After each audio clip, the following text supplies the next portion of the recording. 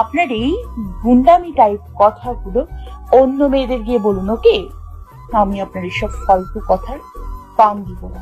আপনার যা ইচ্ছে করুন গিয়ে, আপনাকে আর আশেপাশে আসা সহ্য করতে পারবো না, মনে রাখবেন কথাটা। কুহু রেগে চলে যেতে নিলে রেহান কুহুর হাতটা ধরে ফেলে। কুহু কিছু বলতে যাবে তার আগে রেহান একটানে কুহুকে দেয়ালের সাথে চেপে ধরে। অনেক বড় বড় কথা বলছো তুমি। হ্যাঁ, তুমি আমাকে সহ্য করতে পারো না, তাই না? সহ্য করতে হবেও না। আমার থেকে দূরে কোনো দিনও যেতে পারবে না। যত কিছুই করো আমার কাছেই থাকতে হবে তোমার। কুহু রেহানের চাহনি দেখে ভয় পেয়ে যায়। রেহান মারাত্মক রেগে আছে, চোখ দুটো লাল হয়ে আছে, দেখতে কেমন হিংস্র লাগছে। কুহুর গলা শুকিয়ে যায়। ক্লাস শুরু হয়ে গেছে, আমি যেতে দিন। রেহান বুঝতে পারে কুহু বোধহয় রেহানকে ভয় পাচ্ছে। রেহান কিছু না শান্ত হয়ে বলে, ভার্সিটি ছুটির পর ওয়েট করো, আমি বাসে পৌঁছে দেবো, ওকে? কুহুর রাগে রেহানকে মেরে ফেলতে ইচ্ছে করছে, কিন্তু তাও নিজেকে সামলে নিয়ে বলে, ঠিক আছে। রেহান কুহুর দুগালে হাত রেখে কুহুর কিছুটা কাছে যায়। রেহানের কাছে আসাতে কুহু ভয় পেয়ে যায়। ভয় পেয়ে চোখটা বন্ধ করে ফেলে। রেহান মুচকি হেসে কুহুর ঠোঁটে চুমু দিয়ে কুহুকে ছেড়ে দেয়। যাও, আর হ্যাঁ, কোনো ছেলের সাথে যেন কথা বলতে না দেখি, ওকে? কুহু রেগে রেহানের দিকে তাকিয়ে আছে।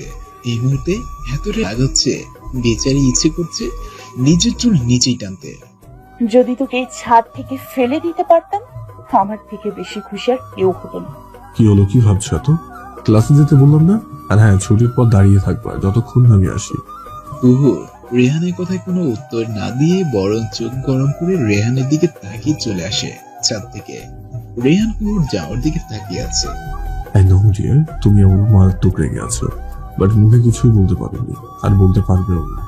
কুহু রেগে ক্লাসরুমে গিয়ে দেখে ক্লাস শুরু হয়ে গেছে। কুহু ভয়ে ভয়ে টিচারের পারমিশন নিয়ে ক্লাসে ঢোকে। কি রে, এতক্ষণ কোথায় ছিলি? কোথায় নিয়ে গেছিল তোকে? ছাদে। কি ভাগ্যের ছাদ থেকে ঠেলে ফেলে দেয়নি, না হলে তোর বাবা মার কাছে কি জবাব দিতাম আমরা বলতো? ফালতু কথা বলবি তো এক চড়ে দাঁত সব ফেলে দিবে। ফেলে দিবে কেন শুনি? ওর এত বড় সাহস আছে নাকি? মুখে মুখেই যত গুন্ডামি কথা। আচ্ছা বাবা, হয়েছে, এবার ক্লাস কর মন দিয়ে। ক্লাস শেষে কুহু, বাড়ি যাবি নাকি থাকবে কিছুক্ষণ? একটু পরে যাই। ওকে, হ্যাঁ যাওয়াই যায়। চল। তিনজন ভার্সিটির পাশেই ফুচকা খেতে চলে যায়। এদিকে রেহান কুহুকে সারা ভার্সিটি খুঁজছে। গেল কোথায় মেয়েটা? ওর সাহস আছে বটে, আমি এতবার করে বলার পরেও চলে গেল। রেহান প্রচন্ড রেগে যায়। রাতে রেহানের মুখ লাল বর্ণ ধারণ করেছে। রেহান কুহুকে এদিক সেদিক খুঁজে বেড়াচ্ছে, আর কুহু বেচারি মন মতো ফুচকা খেয়ে যাচ্ছে। মামা, লাস্ট আরেক প্লেট বানান, তবে ঝাল দেবেন বেশি করে। রেহান কুহুকে খুঁজতে খুঁজতে গেটের বাইরে চলে আসে। বাইরে আসতেই রেহান দেখে কুহুর বান্ধবীদের সাথে ফুচকা খাওয়ায় ব্যস্ত। রেহানের রাগটা আরো বেড়ে যায়। সারা ভার্সিটি খুঁজে ক্লান্ত হয়ে পড়েছে, আর এই মেয়ে এখানে ফুচকা খাচ্ছে। খাওয়ার চেয়ে তোমার ফুচকা, দাঁড়াও। রেহান রেগে কুহুর পাশে গিয়ে দাঁড়ায়। সানিয়া রিহা রেহানকে দেখে অনেকটা ভয় পেয়ে যায়, কিন্তু কুহুর কোনো খবরই নাই। বেচারি ফুচকা খাওয়াইতেই ব্যস্ত। রিহান রেগে কুহুর হাতটা চেপে ধরে, টানতে টানতে ভার্সিটির ভিতরে নিয়ে আসে। কুহু রিহানের কাজে ভয় পেলেও প্রকাশ করে না, বরং কিছুটা রাগ দেখিয়ে বলে, আপনার সমস্যাটা কি বলুন তো? সব সময় পেছনে পড়ে থাকেন কেন?